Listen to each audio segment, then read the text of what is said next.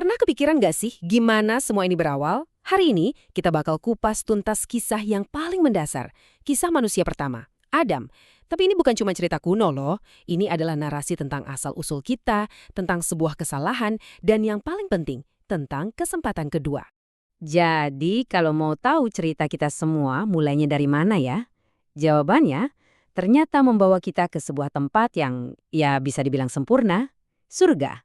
Yuk kita masuk ke bagian pertama cerita kita. Manusia pertama di surga. Kita bakal lihat gimana sih awalnya kehidupan itu dimulai dalam kondisi yang paling ideal. Jadi gini, bahkan sebelum manusia diciptakan, udah ada loh sebuah master plan. Allah mengumumkan bahwa dia akan menempatkan seorang khalifah di bumi. Khalifah itu apa sih?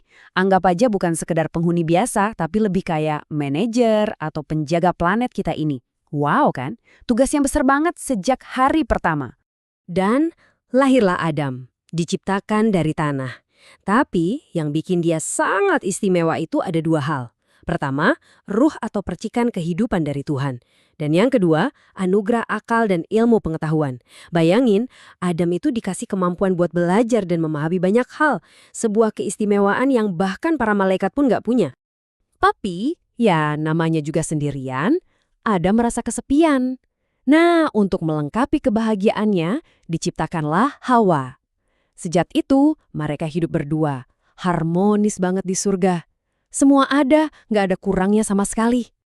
Hidup mereka di surga itu, wow, bebas banget. Tapi ada satu tapinya. Cuma satu aturan simpel yang harus mereka ikuti. Nikmati semua yang ada, tapi jangan dekati pohon yang satu ini. Cuma satu batasan di tengah kebebasan yang luar biasa. Nah, dari sinilah ceritanya mulai rumit. Konfliknya dimulai. Kita masuk ke bagian kedua, munculnya sang musuh yang nyata. Dan tibalah momen ujian pertama. Momen krusial. Allah memerintahkan semua makhluk, malaikat, iblis semuanya untuk bersujud sebagai tanda hormat pada Adam. Para malaikat, mereka langsung patuh. Tapi ada satu yang dengan tegas menolak. Siapa lagi kalau bukan iblis? Kenapa sih dia nolak? Nah, ini alasannya. Langsung dari mulutnya sendiri. Aku lebih baik dari dia. Simple, murni karena kesombongan. Dia ngerasa jauh lebih hebat karena diciptakan dari api. Sementara Adam cuma dari tanah. Rasa sombong dan iri inilah akar dari semua masalah. Tentu aja, karena pembangkangannya itu, iblis langsung diusir dari surga. Tapi apa dia nyerah? Oh, tentu tidak. Dengan penuh dendam, dia cuma minta satu hal, waktu. Dan dia bersumpah, waktunya itu bakal dia pakai untuk satu misi. Satu misi aja, menggoda dan menyesatkan manusia selamanya. Sumpah iblis tadi, nah itulah yang membawa kita ke turning point cerita ini. Sebuah momen di mana kita lihat sisi rapuh manusia yang ternyata punya konsekuensi super besar. Tapi ini juga jadi pelajaran penting banget soal penyesalan. Jadi gimana caranya iblis beraksi? Cerdik banget. Dia nggak datang kayak musuh yang menyeramkan. Justru dia datang seolah-olah jadi penasihat yang baik. Dia bisikin janji-janji manis.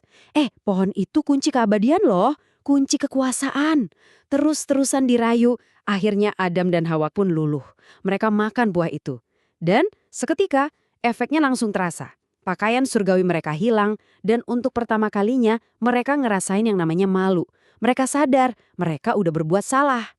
Dan ini bagian yang paling penting. Apa yang mereka lakukan setelah sadar? Mereka nggak nyalain iblis, sama sekali nggak. Mereka langsung ambil tanggung jawab penuh. Dengan penyesalan yang luar biasa dalam, mereka berdoa dengan tulus, mengakui kesalahan mereka sendiri. Terus gimana dong nasib mereka? Apakah ini akhir dari segalanya? Ternyata justru sebaliknya. Ini bukan akhir cerita. Tapi awal dari babak yang benar-benar baru. Awal dari sebuah misi baru di bumi. Karena penyesalan mereka benar-benar tulus, taubat mereka diterima. Nah, inilah momen kesempatan kedua yang kita bicarakan di awal. Kesalahan mereka dimaafkan, bukti bahwa rahmat Tuhan itu luas banget. Tapi, pengampunan bukan berarti nggak ada konsekuensi ya. Coba kita lihat bedanya. Kalau di surga, hidup itu serba mudah. Aturannya cuma satu. Nah, kalau di bumi, ini soal perjuangan. Soal ujian. Tapi tujuannya jadi jauh lebih besar, yaitu untuk benar-benar menjalankan tugas kita sebagai khalifah tadi. Akhirnya, mereka pun diturunkan ke bumi. Tapi, mereka terpisah. Bayangin, bertahun-tahun mereka saling mencari. Ini kayak sebuah perjalanan penebusan yang butuh kesabaran luar biasa. Sampai akhirnya, mereka bertemu lagi di satu tempat yang sangat bersejarah, yang kita kenal sekarang sebagai Jabal Rahmah atau Bukit Kasih Sayang. Oke, sekarang kita sampai di bagian yang paling kena buat kita. Apa sih pelajaran dari cerita yang udah ribuan tahun ini? Apa hikmahnya buat hidup kita sekarang? Yuk, kita gali bareng-bareng. Jadi, intinya apa sih? Pertama, dari iblis kita belajar, sombong itu bahaya, bisa menghancurkan segalanya. Kedua, dari kesalahan Adam, kita lihat bahwa setiap perbuatan, baik atau buruk, pasti ada akibatnya. Tapi yang paling penting, dari penyesalan mereka, kita diajarkan bahwa pintu taubat itu selalu terbuka selama kita mau mengakui kesalahan. Dan semua ini, ujung-ujungnya kembali lagi ke tugas utama kita, jadi penjaga yang baik buat bumi ini. Pada akhirnya, kisah Adam ini ngasih kita satu pengingat penting. Jadi manusia itu ya pasti pernah salah. Itu wajar. Tapi yang jadi pembeda itu bukan salahnya. Melainkan gimana kita merespons kesalahan itu. Apakah kita bakal memilih jalan iblis, menyalahkan orang lain dan sombong?